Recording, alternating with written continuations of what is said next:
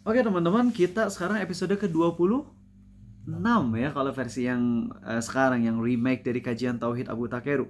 Dan pembahasan malam hari ini adalah tentang white magic, yaitu tentang sihir putih.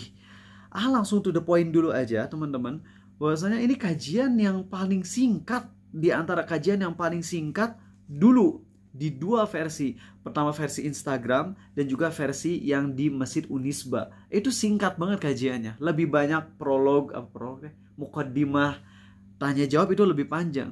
Adapun materinya singkat bener. Tapi Masya Allah pas ngebaca kitabnya Ustaz Firanda kan emang di bidang akidah ya. Ternyata panjang lebar. Dan langsung kasih tahu sekarang bahwasanya white magic, sihir putih, ternyata dibolehkan sebagian ulama. Tapi nggak akan bahas dalilnya sekarang. Kan aneh gitu. Kalau sihir kan yang aslinya adalah minta bantuan ke setan ya. Bahkan nyembah setan juga kan. Masa boleh? Kan kalau makan babi darurat ketika emang dalam kondisi kita kelaparan mau mati. Tapi kok bisa-bisanya ada ulama yang membolehkan white magic. White magic itu artinya kita disihir, kemudian kita minta bantuan penyihir lagi dalam rangka untuk menghilangkan sihir yang ada di kita. Kan itu aneh. Tapi beginilah, terkadang memang ada sebagian fatwa ulama yang mungkin kita akan kaget ketika mendengarnya, dan mereka tidak berfatwa seenaknya, namun ada dalil. Cuman untuk pembahasan dalil-dalilnya nanti minggu depan aja. Jadi yang asalnya mau 1 pekan akan bahas jadi 2 pertemuan ini untuk white magic, untuk sihir putih. Tapi untuk malam hari ini tekankan bahwasanya sihir putih hukumnya haram dan itu juga kekafiran. Titik. Ya, titik. Kalau black magic itu ulama sepakat itu kekafiran ya. Kalau white magic itu ada perbedaan pendapat ulama. Walaupun sendiri lebih cenderung ke pendapat bahwasanya white magic pun kekafiran gitu. Kecuali ada kecualinya.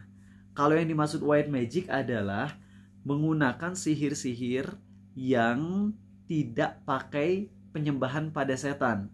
Kalau itu masih mungkin sih, masih mungkin halal. Karena kita tahu minta bantuan ke jin hukumnya apa? Ada rinciannya. Nah, misal, jadi white magic yang halal, yang menurut sebagian ulama halal dan masih mungkin bisa menerima pendapat ini, ya, adalah white magic yang jenisnya gini, yaitu ketika diserang sama black magic, ya, diserang. Kemudian misalnya ada tumor atau kanker di tubuh, yang itu tumor dan kankernya tiba-tiba banyak gitu, tiba-tiba gede. Itu kan nggak mungkin, secara logis nggak mungkin. Kalau tumor kan dikit-dikit dulu ya Bina ya nggak sih? Tumor nggak langsung jeder gitu kan, ya. Tiba-tiba asalnya nggak ada apa-apa, tiba-tiba jadi ada gitu tumor atau kanker. Itu kan berarti dikirim pasti sama black magic. Akhirnya minta bantuan ke jin yang muslim untuk ngilangin kanker ini. Dianya masuk mungkin, nembus, terus habis itu dikeluarin. Tapi ketika minta bantuan ke jin muslim ini tidak dengan ngasih persembahan. Kalau itu masih mungkin kan, itu masih bisa kita bilang halal, ya. Dan barangkali itulah yang dimaksud sebagian ulama halal, ya. White magic yang dihalalkan sebagian ulama tuh mungkin itu. Bukan white magic dalam artian kita nyembah setan lagi untuk kayak apa, adu mekanik gitu ya, kata anak-anak ML nya. Adu mekanik antara match dengan match, bukan kayak gitu. Baik, itulah kesimpulan dari kajian malam hari ini. Nanti kita akan bahas lebih dalam lagi insyaallah setelah mukaddimah. Baik teman-teman, kalau yang ngantuk, buat kalian yang hadir di tempat atau yang di online, silahkan kalian wudhu dulu ya, cuci muka dan sebagainya. Masukin air ke hidung sampai dalam banget, itu insya Allah bisa ngilangin ngantuk 10 menitan. Baik, kita buka ya. Bismillahirrahmanirrahim. Ala rasulillah. Innal hamdalillahi nahmaduhu wa nasta'inuhu wa nastaghfiruh. Sungguh segala puja dan puji hanya milik Allah. Kita puji Dia, kita mohon pertolongan dan ampunannya. Wa na'udzu billahi min syururi anfusina wa min sayyiati a'malina. Kita mohon perlindungan kepada Allah dari keburukan diri kita dan keburukan amal perbuatan kita. May yahdihillahu fala mudhillalah. Barang siapa yang Allah beri hidayah, tak akan ada seorang pun yang bisa menyesatkan. Wa may yudlil fala hadiyalah. Dan barang siapa yang Allah sesatkan, tak akan ada seorang pun yang bisa memberi petunjuk. Asyhadu an la ilaha illallah. Aku bersaksi Tiada Tuhan yang berhak disembah dengan benar kecuali Allah. Wa asyhadu anna Muhammadan abduhu wa rasuluh. Dan aku pun bersaksi bahwasanya Muhammad adalah hamba dan rasulnya. Amma ba'du. Allahumma salli wa sallim ala Muhammad wa ala ali Muhammad. Episode 26 Kitab Tauhid, kita akan membahas tentang sihir putih. Dan seperti janji Arizal pekan lalu, apa yang lebih banyak tadabur di malam hari ini, atau mungkin nggak mayoritas ya, setidaknya lebih banyak daripada sebelum-sebelumnya. Teman-teman, kita udah sampai ayat berapa? Yaitu yang terakhir kali kita ngebahas tentang kakaknya Nabi Yusuf yang berkata apa? Ayah itu lebih sayang kepada Yusuf, padahal kami adalah usbah. Kami adalah golongan yang kuat, kami punya power. Bahasa yang mungkin kita bisa lebih lebarkan lagi adalah kami itu punya banyak jasa secara finansial, secara kekuatan. Yang bantu di rumah siapa kalau bukan kami? Tapi kenapa ayah lebih sayang sama Nabi Yusuf? Masih ingat pertemuan 3 mingguan, 4 mingguan yang lalu tentang ini? Masih? Atau pada lupa? Masya Allah. Nggak akan bahas ulang. Kalau kalian lupa, dengar ulang aja ya di YouTube ya. Nah teman-teman, yang pengen bahas ayat selanjutnya, ini adalah ayat yang luar biasa teman-teman. Yaitu ketika kakaknya Nabi Yusuf berkata dengan statement yang ini bahkan adalah salah satu ayat yang paling serem buat Arizal pribadi. Ketika kakaknya Nabi Yusuf berkata, uqtulu Yusufa aw tarahuhu ardan yakhlu lakum wajhu abikum wa takunu min ba'dihi qauman salihin. Mari kita bunuh Yusuf atau lempar Yusuf ke tempat yang jauh, ke negeri yang jauh, agar cinta ayah tertumpah kepada kami saja, kepada kita saja nih. Lalu setelah kita melakukan tindakan dosa tersebut, mari kita tobat dan marilah kita jadi orang yang soleh. Mari kita tobat dan mari kita jadi orang yang soleh. Coba dengar baik-baik kalimat terakhir ini. Mari kita tobat setelah melakukan dosa tersebut, lalu kita menjadi orang soleh. Dan di sini teman-teman, kita ngelihat dari dua sudut pandang ya. Pertama, dari sudut pandang yang skopnya lebih kecil. Dan ini adalah tafsir dari Ibnu Hazm.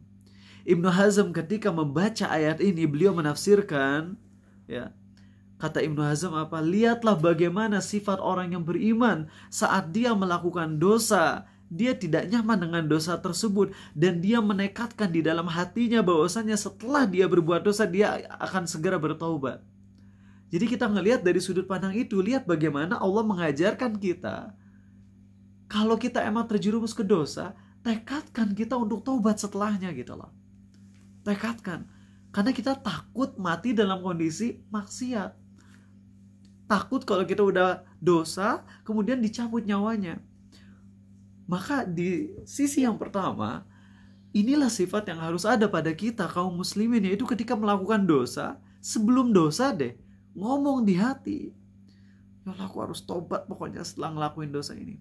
Aku harus cepet-cepet tobat pokoknya habis ngelakuin dosa ini. Itu dari sisi pertama, penafsiran Ibnu Hazm. Lalu sekarang kita mari ngelihat dengan bird view. Tahu artinya dari kan bird view apa? Penglihatan burung gitu. Kita ngelihat kecakupan yang lebih luas. Mari kita ngelihat, kalau tadi kan kita ngebahas ayat itu aja ya. Ayat ke-9 kalau nggak salah, atau ayat ke-11. Kalian cek sendiri aja nomor ayatnya. Sekarang kita ngelihat dari kacamata atau dari view yang lebih tinggi lagi, yaitu keseluruhan surat Yusuf. Yaitu apa? Ayat ini diucapkan oleh difirmankan oleh Allah tentang statement kakak Nabi Yusuf itu di awal surat Yusuf. Yakni mereka berkata, kami maksiat dulu lalu kami mau taubat. Tapi ternyata kakaknya Nabi Yusuf baru taubat di ending surat Yusuf, yang kata sebagian ulama itu jaraknya 80 tahun. Maka pelajaran penting dari sini adalah apa? Yaitu ketika seseorang meremehkan dosa, atau mungkin dia bilang saya mau taubat, atau dia bilang saya bertobat, tapi kan untuk tobat itu perlu berproses. Itu semua bisa aja menjadi sebab Allah delay hidayah atas diri kita. Karena kita meremehkan dosa, akhirnya lihat tuh kakaknya Nabi Yusuf kan bilang, kami mau taubat nih habis ngelakuin dosa ini, kami taubat. Tapi kenapa taubatnya pas di ending? Itu pun setelah di apa bahasanya, digeprek, bukan geprek, apa, ditimpa habis-habisan sama musibah oleh Allah. Miskin, dikucilkan, difitnah, nyuri barang dan sebagainya. Baru setelah dikasih bertubi-tubi ujian dari Allah, mereka nyadar dan akhirnya taubat. Minta maaf ke Allah, minta ampun ke Allah, kemudian minta maaf ke Nabi Yakub. Maka ini pelajaran penting teman-teman. 2 poin penting dari ayat ini yang harus kita pegang. Ketika kakak Nabi Yusuf berkata, yuk kita bunuh Yusuf atau buang Yusuf, lalu habis itu kita taubat. Ternyata poin nomor 1-nya adalah sebagai mukmin, kalau kita ngelakuin dosa, usahakan. Ketika lagi ngelakuin dosa, azamkan di hati, aku harus taubat secepat mungkin. Secepat mungkin, bahkan kalau bisa, kalau maksiat ini perlu waktu 30 menit, kalau bisa di stop sebelum 30 menit. Walaupun udah terlanjur maksiat, kadang-kadang kita gitu, kalau udah terlanjur jatuh ke maksiat, mending udah sekaliusin aja biar puas. Habis itu tinggal tobat. Enggak kayak gitu. Sebisa mungkin walaupun maksiatnya belum beres, walaupun kita udah terlanjur nyebur, berhenti di tengah maksiat lebih bagus daripada nyelesain maksiat. Harusnya gitu yang menjadi komitmen kita, yang menjadi mindset kita, harusnya gitu. Walaupun emang itu berat banget teman-teman. Kalau belum maksiat, itu mungkin mudah, tapi kalau udah terjerumus ke maksiat, udah di tengah-tengah maksiat, kemudian kita mau berhenti, itu lebih susah. Tapi harusnya itu yang kita lakukan. Itu yang harusnya kita lakukan. Dan perlu ngingetin teman-teman, bahwasanya maksiat saat sembunyi-sembunyi itu adalah salah satu faktor terbesar penyebab su'ul khotimah. Allahu Akbar. Dan baru nyadar dengan hadis ini. Kalian pernah dengar hadis di mana Nabi SAW bersabda, fa inna rajula minkum la ya'malu bi amalil ahli jannah hatta yakunu bainahu wa bainal jannati illa dhira fa yasbiqu alaihi alkitab. Sungguh ada seseorang di antara kalian yang jarak antara dia dengan surga itu cuma tinggal 1 hasta lagi. Jarak dia sama surga itu hanya tinggal 1 hasta lagi. Tapi kemudian apa yang telah ditakdirkan Allah atas dia, akhirnya membuat dia berujung menjelang matinya melakukan amalan ahli neraka, kemudian masuk ke dalam neraka. Dan di dalam sebagian riwayat lain ada penjelasannya loh. Fima yaron nas. Maaf. Auqala Rasulullah SAW. Lafaz hadisnya gak terlalu ingat, tapi kita langsung ke maknanya aja. Nabi SAW bersabda, sesungguhnya ada di antara kalian yang beramal dengan amalan ahli surga menurut apa yang dilihat oleh manusia. Artinya apa? Penafsiran dari hadis ini adalah, sungguh di antara kalian ada yang beramal dengan amalan kebaikan ketika lagi ada orang aja. Amalnya baik. Tapi kalau lagi sendiri, dominannya maksiat. Maka penyebab su'ul khotimah, salah satu faktor terbesar adalah seringnya maksiat saat sendirian. Allahu Akbar.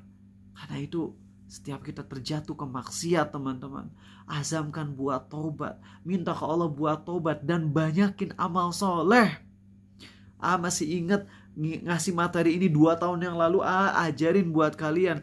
Buat yang belum bisa taubat dari maksiat, maka setidaknya setelah kita jatuh ke dosa, banyakin kebaikan. Itu perintah dari Nabi SAW. Wa atbi'is sayyi'atil hasanata tamhuha. Ikuti perbuatan dosa dengan amal soleh, niscaya dosa tersebut akan terhapus. Karena kalau nggak gitu teman-teman, saat kita ngelakuin dosa tuh iman ngedown. Kalau kita istighfar, iman bisa naik lagi. Tapi terkadang istighfar itu nggak bisa dalam. Kadang kalau baru maksiat kita minta ampun ke Allah, datar hati. Ketika istighfar datar, akhirnya iman semakin down, makin turun. Maka jangan dibiarin.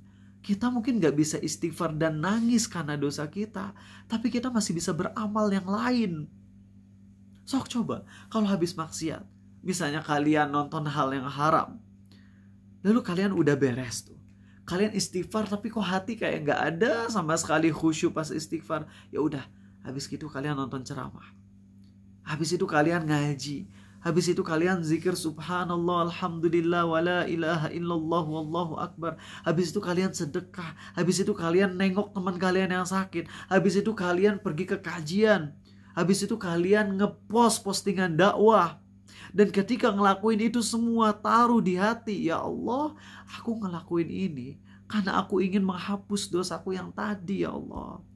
Kau tahu habis aku maksiat, aku belum bisa nyesel, belum bisa istighfar sampai taubat sungguh-sungguh. Maka aku menambah amalku ini supaya mudah-mudahan amal ini diterima. Dan mudah-mudahan aku gak kena ancaman yang hadis tadi. Yaitu beramal soleh yang dilihat oleh manusia kebanyakan. Makanya kan obat dari Nabi SAW adalah apa? Barang siapa yang maksiat sembunyi-sembunyi, maka ada dua hadis. Hadis yang pertama, barang siapa yang maksiat sembunyi-sembunyi, maka lakukanlah amal soleh sembunyi-sembunyi juga. Hadis yang kedua, barang siapa yang melakukan dosa sembunyi-sembunyi, maka taubat juga secara sembunyi-sembunyi. Barang siapa yang melakukan dosa terang-terangan, maka beramal solehlah, dalam riwayat yang lain, maka taubatlah terang-terangan pula. Nah, berhubung maksiat saat sendirian itu adalah penyebab su'ul khotimah, maka sebaliknya banyak beramal soleh saat sendirian itu penyebab husnul khotimah. Dan nanti yang bakalan jadi final show-nya ketika malaikat maut mencabut nyawa kita, yang menjadi faktor terbesarnya adalah yang mana yang dominan. Yang mana yang dominan. Coba hitung dalam sehari maksiat kita saat sendirian berapa jam. Terus amal soleh kita saat sendirian berapa jam. Kemudian habis itu mungkin kalian amal solehnya lebih banyak saat sendirian. Lalu kalian minta ke Allah, ya Allah terima ya Allah. Terima amal ini. Jangan biarkan amalku hangus ya Allah gara-gara dosa-dosaku ini ya Allah. Itu teman-teman ya. Mudah-mudahan kalian bisa ngehayatin nih ayat ini. Ayat keberapa sih Bin? Bisa ngelihat gak? Ayat ke-9 atau ayat ke-8? Ada yang tahu? Yang bunuhlah Yusuf atau lempar Yusuf ke tempat yang jauh. Ayat 8 dan 9. Makasih ya Hafiznya. Itu coba ayat ke-8 qalu wa nahnu usbatun inna idzal khasirun ya. Ayat tuh lebih cinta ya. La Yusuf wa akhuhu ahabbu ila abina minna wa nahnu usbah.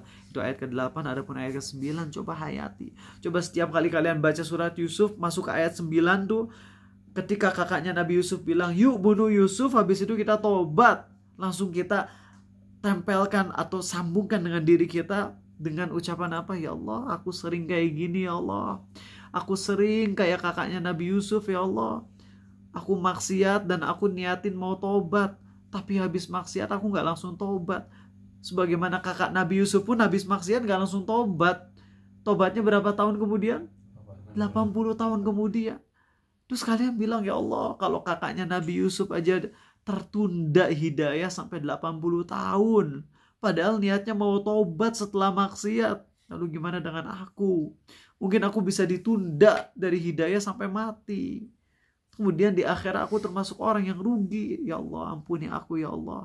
Terus minta ke Allah. Terus teman-teman hayati ayat ini. Hayati yang dalam. Tanpa hidayah Allah kita celaka teman-teman. Tanpa hidayah Allah. Ya. Dan salah satu amal soleh yang menjadi sebab kita masuk surga adalah menuntut ilmu Islam. Dan perjuangan menuntut ilmu Islam ini harus kita maksimalin teman-teman. Ingat, target kita bukan tamat kitab. Target kita bukan tamat belajar kitab ini, kitab ini, kitab ini. Ada yang tahu? Terus target kita apa? Mizam jangan jawab. Barangkali Mizam udah kasih tahu. Yang lain tahu nggak?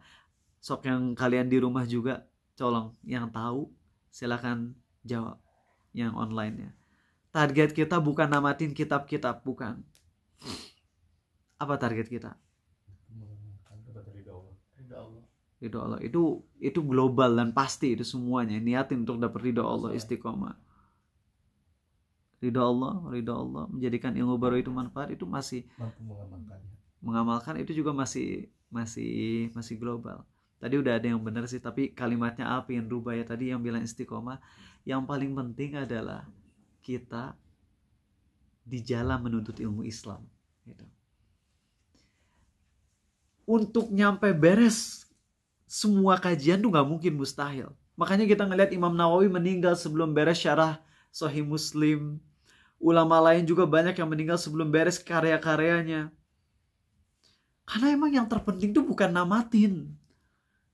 Yang paling penting tuh kita mati di atas jalan ilmu. Mati di atas jalan ilmu itu yang penting, teman-teman. Makanya kita tahu kan bagaimana Nabi Musa, ketika Nabi Musa itu dalam hadis yang sahih, ini singkat aja. Nabi Musa itu kan ditanya sama Bani Israel, "Wahai Musa, siapa manusia yang paling berilmu?" Atau dalam riwayat yang lain, "Apakah ada orang yang lebih berilmu daripada engkau, wahai Musa?" Nabi Musa bilang apa? Tidak ada. Akulah orang yang paling berilmu. Akhirnya Allah berfirman, "Wahai Musa, ada di antara hambaku yang lebih berilmu daripadamu." Maksudnya lebih berilmu dalam beberapa bidang. Yaitu Nabi siapa? Nabi Khidir. Nabi Khidir kan? Nabi Khidir itu posisinya lebih rendah dari Nabi, atau kalimatnya dirubah ya. Nabi Khidir itu mulia, tapi Nabi Musa jelas lebih mulia lagi. Dan Nabi Musa jelas lebih berilmu daripada Nabi Khidir. Cuman Nabi Khidir memiliki beberapa ilmu yang Nabi Musa nggak tahu. Tapi kalau secara global yang lebih baik adalah Nabi Musa jelas. Ulul azmi. Nabi Musa itu manusia ketiga terbaik seluruh dunia. Pertama siapa? Nabi siapa? Muhammad SAW. Kedua Nabi Ibrahim. Ketiga Nabi Musa. Itu manusia terbaik nomor 3 tuh Nabi Musa. Nabi Musa ketika ditanya sama Bani Israel, "Wahai Musa, adakah orang yang lebih berilmu daripada engkau?" Dan Nabi Musa menjawab, "Tidak." Itu bukan sombong loh. Nabi Musa bukan sombong. Tapi emang bener kan? Di zaman beliau gak ada yang ilmunya lebih bagus dari Nabi Musa. Jujur Nabi Musa gak sombong sama sekali. Aku yang paling berilmu. Gak ada yang lebih berilmu daripada aku. Harusnya Nabi Musa bilangnya apa jawabnya? Wallahu a'lam. Harusnya kan gitu. Akhirnya Allah tegur Nabi Musa untuk nyuruh beliau untuk datang ke Nabi Khidir. Cuman Allah nggak ngasih tahu di mana posisinya Nabi Khidir. Allah cuman ngasih tahu bawalah ikan. Kalau ikannya hilang, disitulah tempat Nabi Khidir. Coba bayangin, disuruh pergi menuntut ilmu, atau kalian disuruh pergi ke suatu tempat tapi nggak dikasih tahu alamat.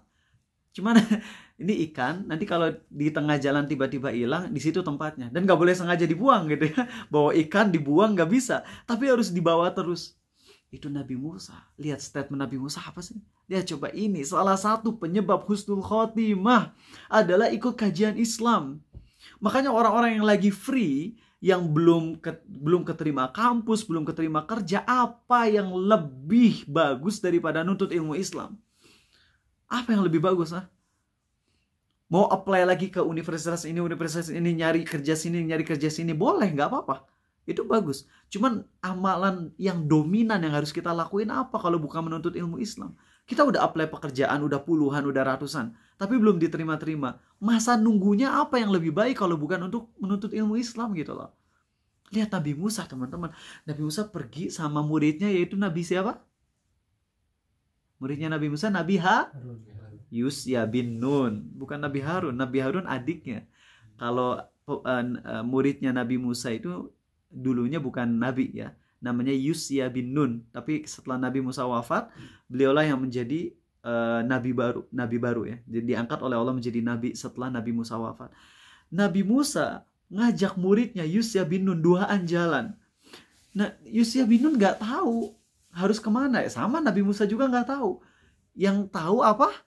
Pokoknya bawa ikan. Kalau ikannya hilang, disitulah tempat Nabi Khidir. Akhirnya Nabi Musa dan Yusya bin Nun jalan.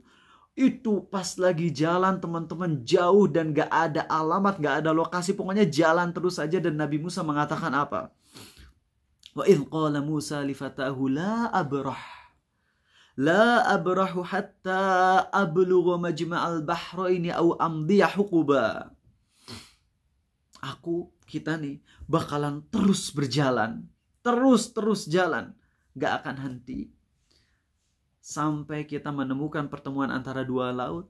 Atau kita akan jalan sampai Huquba. Huquba itu apa sih? Menurut sebagian ulama itu 80 tahun. 80 tahunan. Artinya kita akan jalan terus saja nih. Pokoknya kalau nggak ketemu sama Nabi Khidir, kita akan jalan terus. Dan ini jadi pelajaran penting. Bahwasanya yang paling penting dalam menuntut ilmu Islam itu bukan beresnya. bukan tamat kajian, karena bisa jadi kalian mati duluan atau mati duluan sebelum beres kitab tauhid. Tapi yang paling penting kita tetap berada di atas jalan ilmu, karena jalan ilmu inilah yang bisa buat kita mati husnul khotimah. Hadisnya apa? Ada yang hafal? Man salaka tariqan yaltamisu fihi ilman sahalallahu lahu bihi tariqan ilal jannah. Barang siapa yang berada di atas jalan menuntut ilmu Islam, bukan di ending menuntut ilmu Islam loh, di atas jalan menuntut ilmu Islam, Allah akan mudahkan dia jalan menuju surga. Dan menuntut ilmu Islam gak akan pernah ada endingnya, gak akan pernah nyampe, karena endingnya itu ilmu siapa? Ilmu Nabi SAW. Tapi ilmu Nabi juga SAW tetap aja kalau dibandingkan ilmu Allah gak ada apa-apanya. Sebagaimana ucapan Nabi Khidir ke Nabi Musa, wahai Musa, ketika lagi di perahu itu ada burung yang ngambil air dari laut, kemudian dari paruhnya netes itu air. Kemudian Nabi Khidir berkata, wahai Musa, perumpamaan ilmuku dan ilmumu dengan ilmu Allah adalah seperti air tetesan dari burung tersebut dibanding dengan air lautan semuanya. Lihat teman-teman, au amdiyah hukuba. Dan mau ending ini teman-teman di satu pembahasan ini, yaitu apa? Itu teman-teman, ketika Nabi Musa udah jalan super duper capek, itu udah lelah teman-teman, duaan. Nabi Musa istirahat kan. Pas istirahat apa yang terjadi tau? Ikan loncat. Aneh gak kalau ikan loncat? Gak aneh, biasa aja. Ikan loncat biasa aja. Pas udah loncat, itu ikannya ngebelah lautan. Jadi kayak ngebuat terowongan gitu loh di lautan. Jadi ikannya loncat masuk ke laut, kemudian di bagian yang ikannya masuk itu bikin kayak semacam terowongan. Ibaratnya kalau misalnya ada apa ya, mungkin kalau kita ngeituin laser atau apa gitu ke lautan kan, itu bukan laser, apa kayak senjata deh ya. Itu kan mungkin laut bisa jadi gini gitu ya, set gitu. Nah itulah ikan masuk ke situ terus kayak ngebelah, ada dua lautan gitu, jadi ada lubang di lautannya. Di situ Nabi Khidir kan ya? Ketemu nggak Nabi Musa dengan Nabi Khidir pas ini? Enggak. Apa yang terjadi tahu? Beres itu. Kan harusnya Nabi Yusya bin Nun ngasih tahu Nabi Musa ya. Harusnya Yusya ngasih tahu Nabi Musa. Tapi Yusya lupa. Dan kalian tahu, Nabi Musa akhirnya jalan lagi sampai sekitar 1 hari. Berapa kilometer 1 hari jalan kalau nggak berhenti tuh? 60-70 kilometer kurang lebih. Itu kalau nggak berhenti. Atau 100 juga bisa kalau nggak berhenti banget Mbak ya. Sampai kata Nabi Muhammad SAW, itu Nabi Musa berada dalam posisi capek yang gak pernah beliau rasakan sebelumnya.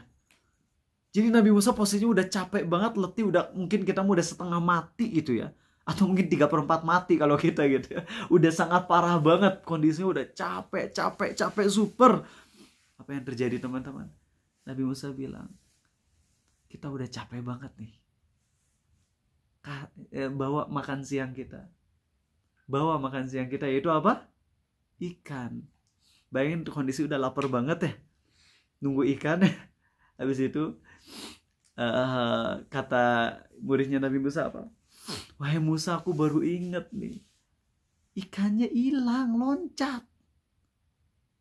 Kebayang gak sih kalian lagi lapar-laparnya, itu makanan satu-satunya, kalian udah lapar sengaja nunda makan biar bekal kalian cukup, taunya pas udah jalan 1 hari, udah kecapean yang gak pernah kalian rasain sebelumnya, tinggal makan ya udah nunggu-nunggu. Itu kalau kalian lagi kelaparan kan, ngelihat makanan tuh udah gemeteran mau makan. Itulah gambaran Nabi Musa dalam kondisi itu. Dan pas mau makan, muridnya bilang hilang makanannya gitu lah. Kira-kira kalian apa? Marah gak kalau kalian jadi orang yang kayak gitu posisinya? Ke pembantu kalian, udah pecat ya kamu. Pecat, udah gak usah kerja di aku lagi. Tapi Nabi Musa, ketika muridnya ngomong kayak gitu, sama sekali gak ada kekecewaan. Tapi apa? Balik lagi. Perjalanan 1 hari ke depan, capek, lapar, balik lagi 1 hari. Kemudian ketemu sama orang pakai baju hijau. Nabi siapa? Khidir. Terus habis itu Nabi Musa bilang apa? Wahai Khidir, izinkan aku untuk belajar bersamamu. Kan perkenalan dulu, aku Musa. Enggak ngomong aku Nabi Musa, enggak, aku adalah Musa. Akhirnya Khidir berkata, engkau Nabi Musa? Nabi Allah, yaitu Musa dari Bani Israel? Ya, kata Nabi Musa gitu. Izinkan aku belajar ilmu yang Allah ajarkan kepadamu. Terus tahu apa yang terjadi? Ditolak teman-teman sama Nabi Khidir. Kebayang gak udah capeknya. Ibaratnya kalian udah jauh-jauh ke Surabaya jalan misalnya. Ongkos udah habis 1 hari nggak makan, etatnya udah kelaparan. Mau ke Surabaya tapi nyampainya ke Madura misalnya gitu ya. Kelebihan, bener gak sih? Posisi Madura lebih timur. Habis itu balik lagi ke Surabaya. Pas sampai Surabaya ketemu sama ustadznya. Terus habis itu pas bilang aku mau berguru sama engkau, gak boleh, gak bisa, gak cocok kamu belajar sama aku. Aduh udah itu mah posisinya Nabi Musa udah kasihan banget. Tapi kemudian setelah negosiasi, akhirnya Nabi Khidir nerima, cuman kasih syarat. Syaratnya apa? Gak boleh nanya apapun. Itu aja. Kalau sekarang kita pasti lemah, gak akan bisa kayak gitu. Bahkan ketika ngelihat ustadz ini kalau mau ceramah ada tarifnya langsung blacklist, sudah blacklist ini. Ustadznya gak ikhlas ini. Allahu Akbar. Mana semangat ilmunya teman-teman. Padahal itu salah satu yang bikin husnul khotimah. Bahkan itu bisa menyaingi dosa-dosa tersembunyi kita. Makanya kalian yang masih banyak maksiat, jangan berhenti belajarlah. Dan saat belajar teruslah ngomong ke Allah, ya Allah, aku mungkin gak bisa namatin kitab ini, aku mungkin gak bisa namatin kajian ini sampai beres, tapi aku pingin mati di atas jalan menuntut ilmu Islam ini, ya Allah. Catat ini jadi amal yang kau terima, ya Allah. Makanya coba kalian ngomong gak sih di hati kalian? Sekarang deh kalau kalian gak ngomong, sekarang juga kalian ngomong di hati kalian masing-masing. Di hati kalian masing-masing, siapapun yang ngedenger ini atau yang rekamannya, yang hadir di rumah Arizal, yang hadir di rumah kalian masing-masing, yang ngantuk maupun yang cenghar, semuanya ngomong di hati kalian, ya Allah, aku udah rutin ikut kajian ini bertahun-tahun. Jadikan aku mati di atas jalan ilmu Islam ini, ya Allah. Jadikan ini amal yang diterima, ya Allah. Jadikan ini penyebab aku bisa mati husnul khotimah, menjadi penghapus dosa-dosa aku, ya Allah. Ngomong gitu teman-teman. Ngomong gitu. Dan ngomong juga, ya Allah, kalau aku ada yang salah paham, atau kalau Arizal ada yang salah penyampaian, bimbing, ya Allah, agar gak salah. Coba minta ke Allah. Karena yang poin nomor 1 tuh bukan nyari guru dulu kalau mau dapat hidayah. Apa poin nomor 1-nya, Regan tahu kalau mau dapat hidayah? Tahu? Doa dulu, minta ke Allah. Minta dulu ke Allah hidayah. Dan kita nyari guru, kita orang awam kalau dapat guru yang sesat jadi makin sesat. Makanya yang paling pertama kalau lagi belajar, minta dulu ke Allah. Minta hidayah. Habis itu cari guru sesuai kemampuan kita, yang kita anggap ini gurunya insya Allah teguh di atas Quran dan Sunnah. Mungkin akhlaknya, mungkin dia punya aib pribadi, punya dosa pribadi, tapi kalau secara ajarannya dia teguh di atas Quran dan Sunnah, udah ikut. Terus habis itu berjuang, terus istiqomah teman-teman. Kita targetnya bukan namatin kitab, kita targetnya berada mati di atas belajar ilmu Islam. Itu teman-teman. Semoga poin ini jadi pelajaran buat kalian. 33 menit mukaddimah ini teman-teman. Dan kita sekarang masuk ke nusyrah ya, sihir putih. Mungkin aja kita bisa bahas semuanya malam hari ini atau enggak, wallahu alam. Mari kita semampu kita aja ya. Sihir putih, white magic ya. Yaitu nusyrah itu artinya halus sihr anil mashur. Melepaskan sihir dari orang yang terkena sihir, artinya ngilangin sihir dengan sihir lagi. Itu arti dari nusyrah. Itu arti dari nusyrah. Ya. Kemudian teman-teman, ketika Aisyah bertanya kepada Nabi SAW dalam hadis Sahih Bukhari nomor 5765, tidakkah engkau melakukan nusyrah? Ketika Nabi SAW itu terkena sihir oleh Yahudi, akhirnya Aisyah nanya, ya Rasulullah, nggak nusyrah aja gitu bahasa kitanya, nggak pakai sihir putih aja, yaitu dilepas tuh sihir, dilawan lagi pakai sihir. Dan Nabi kita SAW ketika menjawab tentang masalah, ketika beliau memberi komentar tentang nusyrah, beliau berkata apa? Itu adalah setan. Beliau bersabda dengan jelas, itu adalah perbuatan setan. Oke. Nah, jadi teman-teman, kita pakai dalil yang lain dulu deh. Mungkin biar kalian paham semua dalil yang kita bahas di bab ini. Jadi Rasul SAW pernah ditanya tentang masalah nusyrah, dan beliau berkata itu adalah perbuatan setan. Ya, hadis riwayat Ahmad. Kemudian Ibnu Mas'ud, yaitu sahabat Nabi SAW pun sangat tidak suka, membenci di sini maksudnya mengharamkan ya, membenci semua jenis nusyrah, ya, membenci. Nah, tapi kemudian ada rincian teman-teman ya. Kalau nusyrah yang dimaksud adalah ruqyah, maka ini jelas nggak ada masalah. Menghilangkan sihir dengan ruqyah atau hal-hal yang sesuai dengan syariat. Contohnya apa? Ya ruqyah. Contoh ruqyah kayak gimana? Baca ayat kursi, baca zikir-zikir yang memang berhubungan dengan pengusiran setan gitu atau penyihir, baca Al-Baqarah di rumah yang terkena sihir dan sebagainya. Jadi nusyrah jenis pertama adalah nusyrah dengan apa? Yang sesuai syariat, yaitu ngebacain ayat Quran. Kemudian habis itu juga pakai air yang harum, air dicampur apa yang harum teh misalnya? Karbolnya atau apalah pokoknya yang harum-harum ya. Air campur karbol atau air campur wopil, tahu wopil ya? Jangan dibalik ya nantinya jadi nyebut merek gitu ya. Nah, pokoknya yang harum ya. Habis itu dibacain ayat Quran karena siapa yang suka yang harum-harum? Malaikat. Kan suka yang harum-harum. Ya, kalau setan suka yang bau-bau kan. Makanya malaikat terganggu kalau kita makan bawang. Kalau kita makan bawang tuh atau jengkol apalagi gitu ya. Jengkol dan saudaranya yaitu petai ya.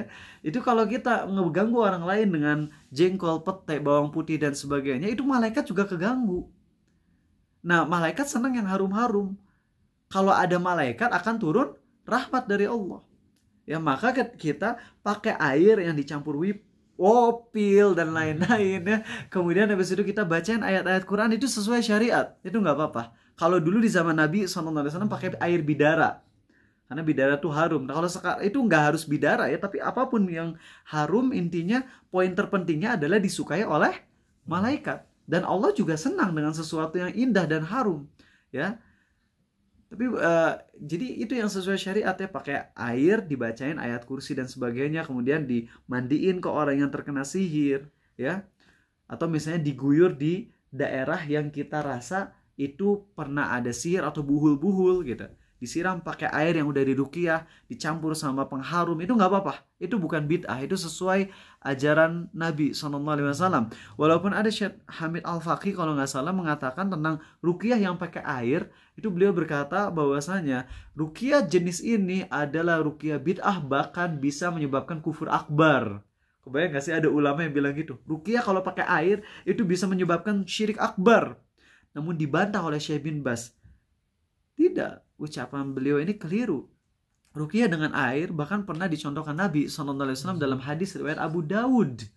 Ya, sehingga kalau ruqyah pakai air, dimandiin, diminumin, tapi kalau air yang pakai karbol jangan diminum, nanti mati gitu ya.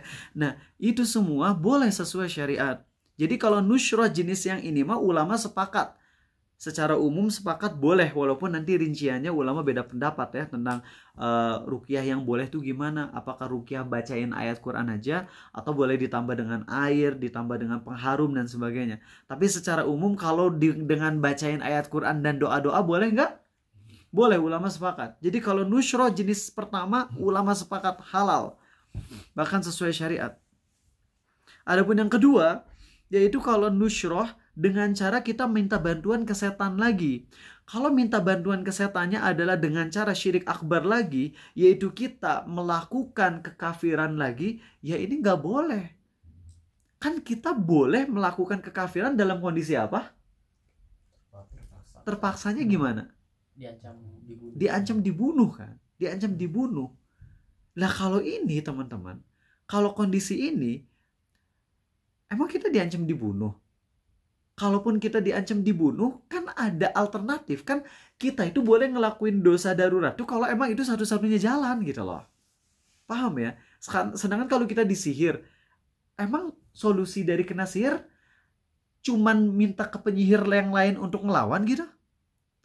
Yang misalnya MP itu apa, mana poinnya lebih tinggi gitu ya misalnya gitu ya, magic poinnya lebih tinggi daripada, apakah kalau kita disihir sama penyihir yang mana poinnya 70 kita bisa datang ke penyihir lain yang mana poinnya 255 misalnya gitu ya? Ya nggak gitu, kan masih banyak pilihan lain. Ruqyah, sabar gitu loh. Nah makanya sangat tidak setuju dengan pendapat yang membolehkan nusyroh dengan alasan darurat.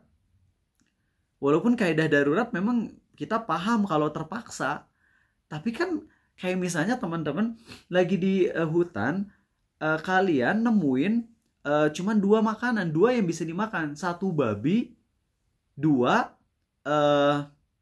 semut. Semut itu pilih mana kalian? Semut.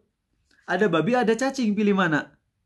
Cacing. Kalau babi ulama sepakat haram, kalau cacing ulama beda pendapat haram atau halal. Begitupun semut, ulama beda pendapat halal atau haram. Kalau babi sepakat ulama haram. Nah, jadi bisa dipahami kan ya, ulama yang membolehkan sihir putih itu salah satu alasannya, nanti kita nggak tahu ya bisa atau enggak ya dengan waktu yang singkat ini, mungkin bisa. Salah satu poinnya biar kalian tahu adalah, atau udah deh kita terstruktur aja ya biar kalian ini. Oke, jadi teman-teman mudah-mudahan kalian bisa paham ya dengan inti pembahasannya. Mau nanya, sihir putih itu boleh atau enggak? Kalau dengan cara ruqyah hukumnya boleh, sepakat. Ya, kalau dengan minta bantuan kesehatan lagi, ulama beda pendapat. Tapi pendapat yang pegang insya Allah yakin banget adalah haram. Tapi Ariza pun punya hak untuk mengomentari pendapat yang menghalalkan sihir putih. Tentunya komentar Arizal bukan dari Arizal pribadi ya, tapi dari ulama juga yang mengkritisinya. Mari kita bahas ya teman-temannya. Oke, jadi Sa'id bin Musayyib, yaitu tabi'in terbaik seluruh dunia ya, dari segi ilmu. Kalau tabi'in terbaik dari segi kesolehan siapa namanya? Ya, siapa? Yang albino. Nah, ya udah lupa lagi. Uwais Al-Qarni. Uwais Al-Qarni ya. Uwais Al-Qarni itu artinya pemeran The Raid-nya. Iko Uwais itu nama aslinya Uwais Al-Qarni ya gitu ya. Karena kakeknya tuh soleh itu, Masya Allah. Oke. Sa'id bin Musayyib berkata, Qatadah berkata, aku bertanya kepada Sa'id bin Musayyib nih, ada seorang yang terkena sihir atau dia diguna-gunai, disantet lah, sehingga dia tidak bisa berhubungan dengan istrinya, mungkin impoten dan sebagainya. Apakah boleh sihir itu dilepas darinya? Apakah boleh menggunakan nusyroh? Kemudian Said menjawab, nusyroh itu diperbolehkan karena yang mereka inginkan dengannya hanyalah untuk menolak mudarat, dan nusyroh yang bermanfaat itu tidaklah dilarang. Nah, ini hadisnya, athar ini, bukan hadis ya, tapi athar ini riwayat Al-Bukhari. Paham ya? Beliau berkata, jadi intinya kalau kata Sa'id bin Musayyib, nusyroh boleh nggak? Boleh. Dan inilah dalil pertama yang kemudian ulama terpecah menjadi 2 pendapat. Ulama yang pertama bilang, nusyroh yang boleh menurut Sa'id bin Musayyib, menurut tabi'in terbaik ini adalah nusyroh yang sesuai dengan syariah. Yaitu dibacain ayat Quran, diruqyah, dipijit. Ya, termasuk kalau kalian misalnya lagi ambeien, kata Ustaz Abu Haidar, baca Quran sambil telanjang kan gak beradab ya. Megang dubur pakai tangan kanan beradab nggak? Nggak beradab. Megang kemaluan pakai tangan kanan itu nggak beradab. Dosa kecil menurut sebagian ulama, sebagian berpendapat makruh. Tapi kalau kalian ambeien atau sakit di penis, kemudian kalian berobat dengan cara memegang ambeien pakai tangan kiri, tangan kanan, ya karena emang ruqyah itu pakai tangan kanan, kalian masukin ambeiennya sambil baca ayat Quran, itu diperbolehkan hukumnya. Dan itu tidak termasuk merendahkan ayat Quran. Kalau kita sengaja baca ayat Quran dalam rangka merendahkan, itu kafir, jelas kafir. Kafir itu ya. Tapi ketika ini babnya bab berobat, ketika berobat itu hukumnya diperbolehkan, sesuatu yang asalnya diharamkan jadi boleh. Karena dalam bab berobat gitu. Dalam bab berobat itu diperbolehkan. Oke. Nah, mudah-mudahan kalian paham ya. Jadi ulama yang berpendapat yang pertama itu yakni sihir putih itu haram. Mereka berpendapat yang dimaksud Sa'id bin Musayyib dengan nusyroh itu adalah sihir putih, maksudnya adalah ruqyah. Ruqyah. Itu yang diperbolehkan. Tapi ulama yang berpendapat yang kedua mengambil tekstual dari ucapan Said ini yang ada dalam athar hadis Bukhari ini, yaitu Said bilang boleh, ya udah boleh. Kita tahu sihir itu haram, tapi kata Said nih, tabi'in terbaik nomor 1 seluruh dunia, katanya boleh. Berarti ya ini mah darurat, makanya boleh ngelakuin sihir gitu. Cuman sekali lagi nggak sepakat dengan ini karena beda daruratnya dengan darurat ketika kita emang udah ditodong sama pistol gitu lah ya. Ketika kita disihir dijamin mati nggak? Belum tentu. Dan kita tahu kaidah darurat itu kalau kalian diancam mau dibunuh atau kalian mau dihilangkan anggota badannya. Sekarang sihir belum tentu sampai mati, belum tentu juga kita lumpuh total. Punya murid yang Masya Allah ganteng banget, dia kena sihirnya seluruh tubuhnya jadi bentol-bentol, tapi nggak mati. Berarti kan nggak darurat gitu ya. Paham kan ya? Maka ulama yang memegang hadis ini sebagai dalil bolehnya nusyroh versi yakni magic, pakai magic lagi dilawan, ya ini kita bilang keliru. Ini kita bilang keliru bukan dari statement kita, tapi dari statement ulama yang nggak sepakat ya. Jadi kita cuma nukil aja, bukan bermaksud merendahkan ulama yang ini. Keliru. Ya itu keliru karena nggak darurat gitu lah. Nggak darurat versi yang emang mau dibunuh. Kemudian dalil yang kedua yang kita akan bahas adalah, ini sebenarnya bukan dalil ya, tapi ucapan tabi'in. Yaitu Hasan Al-Basri berkata, tidak ada yang dapat menghilangkan pengaruh sihir kecuali tukang sihir. Nah, jadi dari statement Sayyid tadi, kemudian statement Hasan Al-Basri ini makin menguatkan pendapat bolehnya sihir putih. Ya. Tapi sekali lagi tetap pegang teguh pendapat yang boleh itu adalah ruqyah. Ya, jadi kalau kita bilang sihir putih yang boleh itu hanya ruqyah. Adapun sihir putih yang selain ruqyah, maka itu nggak boleh, bahkan kekafiran. Gitu ya. Oke, kemudian Ibnul Qayyim berkata, nah ini Ibnul Qayyim nih, ulama favorit Arizal ya, yang dengan izin Allah udah jadi dokter buat Arizal. Nggak ketemu beliau langsung, karena beliau udah wafat 800 tahun yang lalu, tapi buku beliau adalah obat dari was-was Arizal. Ya, nusyroh, kata beliau, ialah penyembuhan terhadap seseorang yang terkena sihir. Nusyroh ada dua jenis. Pertama, menghilangkan sihir dengan sihir pula. Dan inilah yang termasuk perbuatan setan. Dan dapat kita katakan bahwasanya nusyroh jenis inilah yang dimaksud oleh Hasan Al-Basri ya, yang tadi nukil ucapannya. Karena baik orang yang berniat menyembuhkan ataupun korban sihir yang akan disembuhkan sama-sama harus melakukan ritual tertentu yang disukai oleh setan. Baik Arizal misalnya jadi korban santet, terus minta bantuan ke penyihir lain misalnya, ke Harry Potter, kan Harry Potter baik ya. Baik, kafir. Maksudnya kalau Harry Potter yang jahatnya siapa? Voldemort ada di geng Dark Eaters, sedangkan Harry Potter ada di geng The Order of the Phoenix. Masih apal pisan Arizal gitu ya. Nah, si Harry Potter kan baik. Jadi kalau Arizal lagi disihir sama Voldemort, datang ke Harry Potter, Harry, tolong sihir aku dong untuk ngobatin dari pengaruh si Voldemort itu. Nah, jadi kata Ibnul Qayyim, orang yang berniat untuk menyembuhkan dirinya dari sihir, baik dia korbannya ataupun si penyihirnya yang mau nyembuhin dia, dua-duanya harus melakukan ritual yang disukai oleh setan dalam rangka mendekatkan diri kepada setan, sehingga setan tersebut akan mau melepaskan sihir yang ia lancarkan kepada korban. Ya ini jadi bisa ngilangin sihir tuh bisa dengan cara kita datang ke penyihir yang ngirimnya, kemudian kita akhirnya melakukan apa yang setan mau sehingga setannya keluar, atau kita datang ke setan yang lain yang lebih kuat sehingga bisa ngalahin setan yang pertama. Adapun ketika kita minta ke setan yang lain, ternyata setannya strength-nya lebih rendah, nanti kalah, nggak akan hilang tuh setan. Ya. Nah, adapun kata Ibnul Qayyim, nusyroh jenis kedua kata beliau adalah penyembuhan dengan menggunakan ruqyah, ya, obat-obatan, doa-doa, makanya jelas ini diperbolehkan. Ya. Jadi ini ya teman-teman, intinya kalian udah paham kan nusyroh ada dua jenis ya. Jenis pertama apa, Regan? Yang nusyroh. Iya, nusyroh jenis pertama yang boleh tuh yang kayak gimana? Oh, yang sesuai dengan syariat. Iya, contohnya apa? Kayak baca Al-Quran. Baca Al-Quran. Ayat-ayat secara Al-Quran dibacakan, doa Al-Baqarah. Iya, gitu. Kalau yang kedua? Itu yang dilarang. Yaitu yang ada menjadikan tumbal dan lain-lain. Menjadikan tumbal, bagus. Ya, itu inti dari pembahasannya ya. Nah, baik.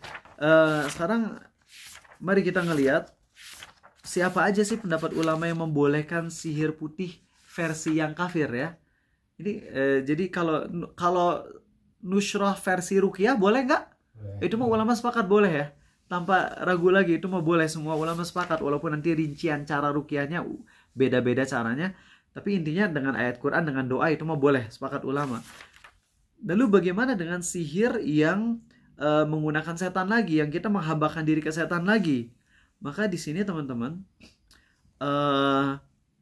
nyampaikan dulu ulama yang mengharamkan sihir white magic yang dengan setan.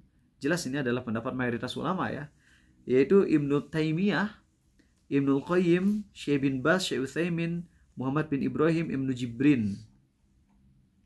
Siapa yang membolehkan sihir jenis yang kafir dalam rangka nusyroh ya? Kalau bukan dalam rangka menyembuhkan sihir itu nggak boleh, jelas ya. Ulang nih. Arizal nih, nggak lagi kesetanan, nggak lagi disihir. Tiba-tiba Arizal minta bantuan ke tukang sihir ya untuk tolong dong sihir aku biar aku jadi punya shield, punya protection dari setan-setan yang lain. Itu mah kafir udah jelas, tanpa diragukan lagi. Tapi kasusnya gimana kalau Ariza udah dikirim sama dark magician dulu, Ariza udah kena sihir, kemudian datang ke tukang sihir yang lainnya, lalu melakukan tumbal misalnya sujud ke setan dan sebagainya dalam rangka agar Ariza sembuh dari sihir yang pertama ini. Nah, di sini ulama yang mengharamkan, bukan cuma mengharamkan tapi kafir juga yang kayak gini ya, yaitu Ibnu Taimiyah, Ibnu Qayyim, Ibnu Baz, Utsaimin, Syekh Muhammad bin Ibrahim, dan Ibnu Jibrin. Adapun ulama yang membolehkan nih bolehnya adalah mayoritas ulama dalam mazhab Hambali. Mazhab Hambali itu mazhab yang dipakai di Arab Saudi yang tegas masalah tauhid ya. Tapi emang aneh, kok bisa mayoritas ulama mazhab Hambali malah berpegang ke pendapat bolehnya. Di antaranya Ibnu Qudamah, Al-Marwadi, Al-Mardawi, Ibnu Muflih, Ibnu Najjar, bukan Hajar ya, Ibnu Najjar, Al-Buhuti, dan Al-Muzani. Itu ulama mazhab Syafi'i. Namun alasan dari mayoritas ulama mazhab Hambali, bukan mayoritas ulama, ingat, mayoritas mazhab Hambali. Jadi kalau kita bilang ulama yang paling terkenal ada 4 mazhab, ini mayoritasnya dari, kalau 4 tuh berarti 25% ewang ya. Kalau mayoritas dari 25%, mayoritas dari mazhab Hambali berarti mayoritas dari 25% itu. Paham ya? Berarti mayoritas ulama bukan, tetap pendapat minoritas. Ngerti? Mayoritas mazhab Hambali berarti dari 4 ambil 1 yang mayoritas dari sini doang, dari kelompok yang sini ya. Adapun dari yang 3 enggak. Dari yang 3 tetap mengharamkan. Ngerti ya? Simpel banget kok penjelasan ini. Nah, ulama yang membolehkan sihir putih, alasan intinya 1 karena darurat, itu aja. 2 karena emang ada manfaatnya. Dari ucapan Said bin Musayyib tadi, boleh kok, itu kan mencegah mudarat dan emang manfaat yang kayak gitu. Itu inti dari alasannya. Adapun nanti rincian dalil yang dipakai oleh mayoritas ulama, kemudian bagaimana kita counter pendapat itunya, insya Allah pekan depan. Tapi kita tidak merendahkan ulama ya, sekali lagi, karena ulama di sini mereka berpendapat juga tidak asal-asalan, tapi dengan dalil, cuman mungkin wallahu alam beda sudut pandangnya. Makanya jangan aneh ketika nanti kedepannya ada pendapat-pendapat ulama yang sifatnya dari sudut pandang kita itu nyeleneh, dan itu jangan diterima. Kita hormati ulamanya tapi jangan diterima. Seperti ada ulama yang bilang kalau sholat duhur dikosor berapa rakaat? 2. Kalau sholat subuh dikosor berapa rakaat? 1. Ada yang berpendapat gitu. Sholat subuh 1 rakaat dikosor. Aduh, ini kan pendapat yang lucu gitu. Begitupun Regan boleh nggak ketemu sama cewek di jalan biar halal, langsung dinikahin di jalan dengan mas kawin 5.000 rupiah, terus nikahnya 10 jam aja, boleh nggak kan? Kenapa nggak boleh? Jadi kawin kontraknya itu mirip sama pelacuran ya. Aku nyewa dirimu 10 jam dengan bayaran 5.000, dibayar nganjuk misalnya gitu. Dibayar nyicil misalnya gitu. Itu kan kawin kontrak ya. Siapa yang membolehkan kawin kontrak? Ibnu Abbas, sepupu Nabi Muhammad SAW, yang dijamin kesolehannya udah jelas. Beliau adalah ulama tertinggi tafsir Quran setelah Nabi Muhammad SAW, Ibnu Abbas. Pendapat ini keliru, nggak boleh diikuti. Tapi sampai selevel Ibnu Abbas bisa terjatuh kepada kesalahan ini gitu loh. Nah, tapi kan kita tetap memuliakan Ibnu Abbas, tidak mencela sama sekali. Itu ibaratnya air 2 kulah 300 liter kemasukan kencing 1 tetes, nggak akan ada pengaruhnya sama sekali. Ibnu Abbas kebaikannya itu ibarat air lautan lah, dan kesalahannya ibarat ikan paus. Tetap aja ikan paus kecil banget kan ya kalau dibandingkan dengan air lautan. Atau jangan deh terlalu gede, ibarat apa musuhnya si Tuan Crab teh, plankton dah. Kesalahan Ibnu Abbas tuh cuman kayak plankton dibanding dengan air lautan, sehingga sangat tidak pantas kita untuk mencela beliau. Dan ini tentunya kekafiran yang seperti ini tuh kekafiran bukan versi kekafiran yang jenis awal. Dan sebenarnya ketika sihir itu masuknya ke kekafiran jenis awal kan, kita sujud ke berhala dan sebagainya ya. Cuman di sini kasus ini yang membedakan kenapa jadi boleh adalah karena masalah darurat aja gitu lah. Karena darurat. Karena intinya mah ulama sepakat nggak untuk mengharamkan sujud ke setan? Sepakat. Kafir nggak? Kafir itu mah tanpa perbedaan pendapat ulama kan. Cuman yang jadi titik berat perbedaan pendapatnya adalah kenapa dibolehkan sebagian ulama, karena daruratnya. Dan darurat itu kekafiran boleh dilakukan ketika lagi darurat. Itu ya. Jadi ngerti ya maksudnya. Kalau basicnya mah tetap haram semuanya gitu. Tapi karena masalah darurat inilah yang akhirnya jadi perpecahan pendapat ulama. Baik, itu aja dari Arizal. Pekan depan kita masih masuk white magic, tapi kita akan bahas lebih rinci dalil-dalilnya insya Allah. Ada yang mau nanya langsung teman-teman barangkali? Iya, oh ya, di sini sebentar ya. Dari Yuta, seingat saya Ibnu Abbas telah meralatnya. Maaf jika salah. Betul. Dalam beberapa riwayat Ibnu Abbas telah meralatnya, tapi memang di situ sebagian ulama pun tidak menerima riwayat itu. Makanya di sini ada simpang siur tentang masalah fatwa Ibnu Abbas. Sendiri juga dulu pernah menyampaikan tentang Ibnu Abbas, beliau telah meralat tentang halalnya kawin kontrak. Jadi dulu beliau belum tahu. Jadi kan kenapa Ibnu Abbas bisa terkecoh? Karena kawin kontrak kayak gini, miras dulunya halal atau haram? Haram ya. Terus sama Nabi halal ya, halal dulunya halal kemudian jadi haram. Kalau kawin kontrak nggak gitu. Kawin kontrak mah awalnya halal, terus jadi haram, terus jadi halal lagi, terus jadi haram. Makanya kan sangat wajar kalau sahabat bingung, paham nggak? Ya. Dan adapun hadis yang paling terakhir adalah hadis riwayat Muslim. Nabi SAW bersabda, kawin kontrak diharamkan dari hari ini sampai hari kiamat. Nah, mungkin Ibnu Abbas belum ngedengar hadis yang terakhir ini gitu lah. Ya, Ibnu Abbas baru ngedengar hadis bolehnya kawin kontrak dulunya halal lalu jadi haram terus jadi halal lagi pas perang Khaybar. Gitu. Nah, Ibnu Abbas mungkin baru ngedengarnya pas yang halal di perang Khaybarnya. Makanya beliau belum tahu tentang haram yang hadis yang terakhir itu. Sehingga sangat kita wajari para sahabat Nabi SAW ya ketika mereka melakukan fatwa yang keliru gitu. Ustaz, apa boleh ruqyah dengan ayat apapun selain yang ada dalilnya? Kalau boleh, kapan sebaiknya dilakukan? Sebenarnya ayat Quran yang manapun itu adalah firman Allah dan bisa mengusir setan. Namun efek yang terbaik adalah ketika ayat-ayatnya yang bersesuaian dengan setan atau dengan penyihir. Misalnya surat Al-A'raf, surat Toha, wala yuflihus sahiru haitsu ata. Tidak akan pernah beruntung para penyihir itu. Nah, diulang-ulang ayat itu. Atau fa'ulqiyas saharatu sujada, maka para penyihir itu sujud tobat pada Allah. Nah, itu ayat-ayat yang paling berefek karena sesuai dengan konteks sihir yang kita rasakan. Adapun kalau ayat-ayat yang lain boleh-boleh aja, ya. Tapi ya jangan pernah ngasih tahu ini lucu ya. Lucunya tapi bukan dalam rangka istihza bidin.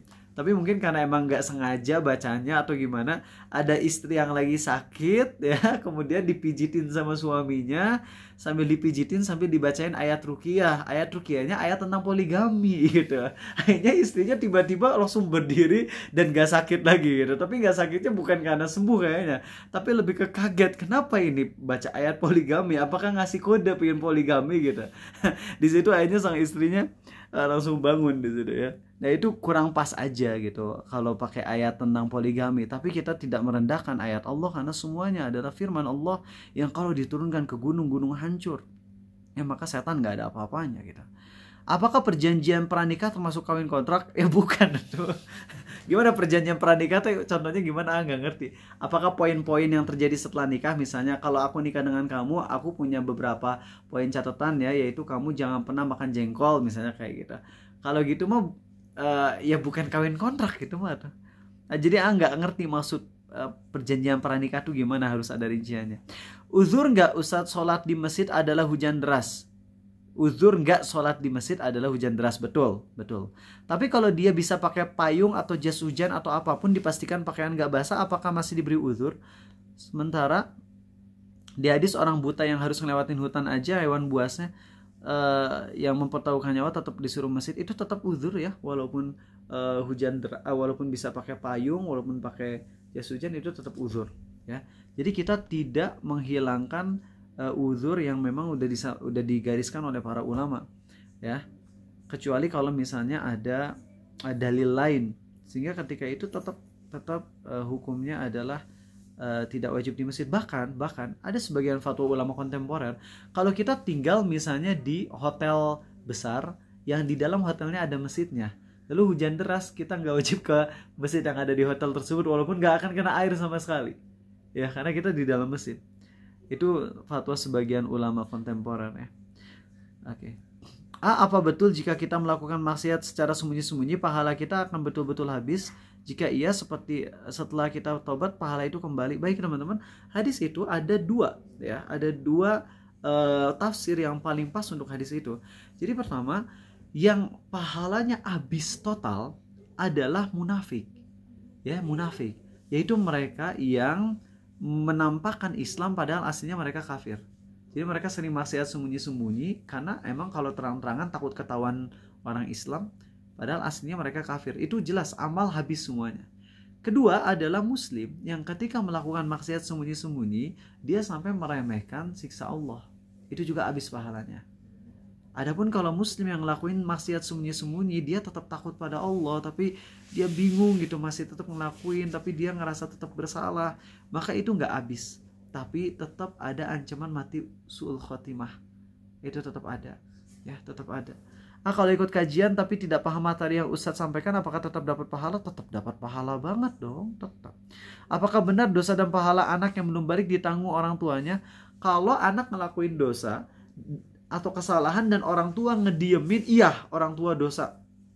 Itu teman-teman, orang tua bisa habis amal solehnya. Anak misalnya usia misalnya 7, 8, 9 tahun udah tamis ya. Kalau masih kecil mah masih 5 tahun belum tamis. Coba nyuntrungkan orang yang lagi sholat, dosa nggak?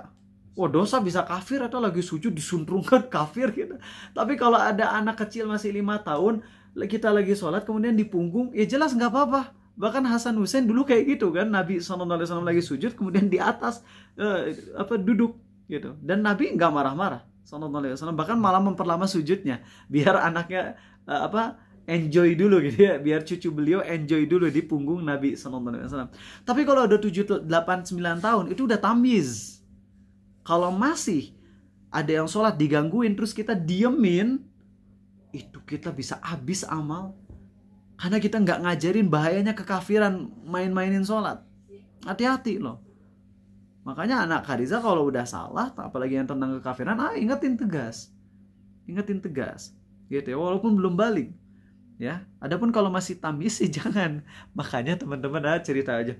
Karena suatu fitnah yang keji ya, dari suatu pesantren, dilarang untuk sholat di masjid. Padahal itu satu-satunya masjid di dekat rumah Arizal yang tajwidnya bagus. Sholatnya di masjid situ, tapi karena difitnah, bahkan diancam mau diancam polisi kalau tetap sholat di masjid. Bahkan cuma bilang, saya mau di masjid, saya nggak akan ngajar lagi deh. Jadi intinya mau kasih tahu aja belak-belakannya. Jadi ngajarin anak-anak biar khusyuk dalam sholat, ya, ngajarin tentang agama. Tapi ada ustadz yang nggak seneng ke Arizal ya, karena masalah fikih. Kemudian si ustadz ini bikin fitnah yang keji tentang Arizal. Kemudian habis itu diancam, nanti kamu mau ditangkap polisi dan sebagainya. Akhirnya udah kan itu ancaman polisi itu udah uzur itu ya, untuk nggak ke masjid. Akhirnya kan sekarang sholatnya di rumah gitu. Kalaupun mau ke masjid harus ke 5 km dari rumah, dan itu jauh banget, nggak wajib kalau sejauh itu. Karena masjid sekitar rumah tajwidnya rusak semua gitu. bisa dibilang dominannya rusak, kecuali pesantren itu. Namun udah nggak boleh sholat di pesantren tersebut. Jadinya senengnya sholat di rumah. Anak Arizal yang baru 3 tahun itu udah mulai ngapalin Al-Fatihah dikit-dikit. Anak Arizal yang 3 tahun yang kembar ini tahu kalau Arizal ini masih kesulitan ngebaca ayat terakhir surah Al-Fatihah. Ghairil maghdubi alaihim, masih kadang salah. Nah, kalau lagi sholat, lagi berjamaah sama istri dan anak di lantai 1, anak yang kembar di lantai 2 teh ngikutin. Pas ghairil maghdubi alaihim teh diikutin sambil ketawa-ketawa. Ih, susah ya ayah bacanya gitu. Kan aja di ngakak gitu lagi sholat teh. Hampir batal asli. Nah, jadi solusinya gimana? Dimarahin nggak boleh, marahin anak kecil mah. Jadi solusinya Ariza kalau lagi sholat, anak lagi di lantai 2, nyumput di kamar. Sholat bertiga di kamar, walaupun kamar sempit, udah sholatnya di kamar aja. Soalnya kalau di ruang tamu sholatnya kedengeran sama bocil-bocil 3 tahun ini, malah kayak ngajak ketawa gitu. Ariza nggak kuat gitu. Ya, jadi gitu teman-teman, kalau yang masih belum tamyiz itu nggak apa-apa, kita lembutin mereka gitu ya, tapi tetap ajarin dikit-dikit ya. Tapi kalau udah tamyiz itu harus tegas, kita tegas kasih tahu, apalagi kalau tentang kekafiran gitu. Ada yang mau nanya? Regan ya, maaf Regan dari tadi mau nanya, silakan. Ini pertanyaan terakhir dari Regan ya. Izin bertanya. Boleh. Kan di Indonesia tuh masih kental soal adat istiadat yang orang tua tuh punya pegangan yang begituan, terus tuh suka dialihkan ke anaknya atau ke keturunannya. Nah, anak selaku pemegang keturunan, entah simpanan atau jimat atau apapun yang ada di dalam dirinya tuh, itu tuh udah masuk dosa besar, kafir, selama si anaknya tidak tahu, atau gimana ya? Baik ya. Jadi kalau orang tua punya benda-benda yang memang disembah gitu, jimat-jimat yang disembah, dalam artian meyakini jimat tersebut bisa ngasih manfaat dengan sendirinya, itu syirik akbar. Tapi ketika dikasih ke anak, maka ingat, jimat itu hukum asalnya bukan syirik akbar kan, tapi syirik kecil. Itu hukum asal jimat syirik kecil. Kalau kita meyakini jimat ini bisa ngasih manfaat atas izin Allah, artinya kita masih meyakini Allah yang ngasih manfaat ke kita lewat jimat, tetap itu syirik kecil. Karena Allah mah nggak ngasih manfaat lewat benda mati yang emang nggak ada manfaat sama sekali. Jadi tetap itu termasuk syirik kecil. Nah, kalau kita dipakai, maka itu masuknya syirik kecil atau minimal haram. Misalnya kita nggak seneng ya, kalau misalnya kita pakai jimatnya sambil meyakini jimat ini bisa ngasih manfaat, tapi tetap Allah lah yang ngasih manfaat, maka kita terjatuh ke dosa syirik kecil kan. Tapi kalau kita pakai sekadar buat tren gitu ya, senang-senang doang, tapi kita, apa sih ini jimat benda mati, yang ngasih manfaat cuma Allah doang, ini nggak, jimat ini cuma buat tren aja, maka itu nggak jadi syirik, tapi jadinya masuk dosa tasyabuh ya, dosa tasyabuh, tapi nggak kafir, nggak gitu. Kecuali kalau bendanya adalah benda kekafiran. Kalau jimat itu emang benda kekafiran, tapi benda basicnya apa sih jimat tuh? Ya batu paling kan, kerang kayak gitu kan. Nah, kalau bendanya benda yang udah jelas kekafiran, contohnya apa? Salib. Maka menurut ulama Hanafi, kita makainya aja itu udah murtad. Tanpa niat apa-apa kita pakainya udah otomatis murtad. Jadi hati-hati buat kalian yang pakai baju Attack on Titan, bisa kafir itu. Ini mah bukan Attack on Titan, ini Paradise Driver. Atau Attack on Titan itu logonya ada salibnya, cuman salibnya tersembunyi di balik sayap. Itu bahaya, bisa kafir. Kalau berdasarkan mazhab Hanafi. Ya, tapi kebanyakan orang nggak tahu sih, nggak tahu kalau itu salib ya, nggak nyadar kalau itu salib. Padahal itu salib, teman-teman. Baik, itu aja dari Arisa. Udah kejawab ya pengennya? Alhamdulillah. Baik, terima kasih teman-teman. Sampai ketemu lagi. Yang belum sempat dijawab pertanyaannya bisa nanya ke WhatsApp. Ini tiket untuk kalian nanya ke Arizal, dan hangus tiketnya setelah lewat 2 hari ya. Jadi yang mau nanya belum kejawab, silahkan nanyanya lewat WhatsApp, tapi screenshot bukti kalau kalian hadir di kajian malam hari ini.